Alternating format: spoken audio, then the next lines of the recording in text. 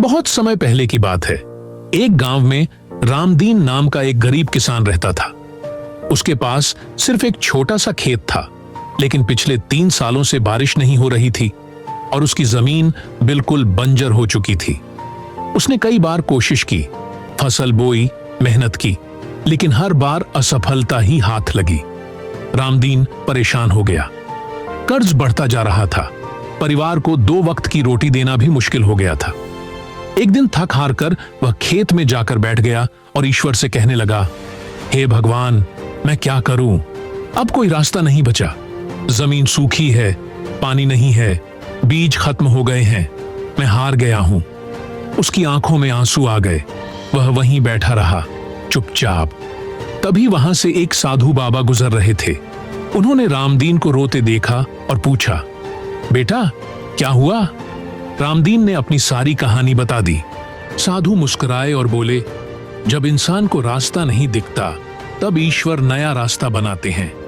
तू आज रात बस एक काम कर, अपने खेत के बीचों बीच एक छोटा गड्ढा खोद, सुबह तुझे जवाब मिल जाएगा।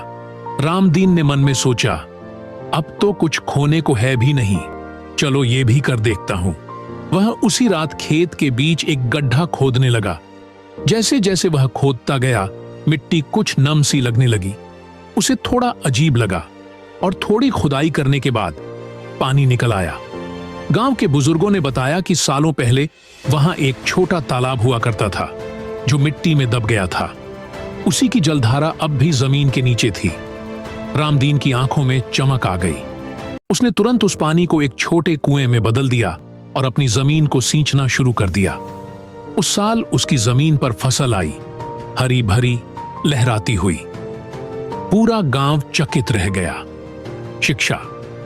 रामदीन ने जब उम्मीद छोड़ दी थी, तब भी उसने एक कोशिश की और विश्वास रखा। ईश्वर ने उसी जगह रास्ता बनाया जहां रामदीन को अंधकार दिखाई दे रहा था। हमारे जीवन में भी ऐसे कई पल आते हैं जब हमें लगता है कि अब कोई रास्ता नहीं बचा, लेकिन अगर हम थोड़ा सा धैर्य रखें, थोड़ी सी आस्था रखें, तो ईश्वर वहां भी रास्ता बना सकते हैं जहां सिर्फ दीवारें दिख रही हों।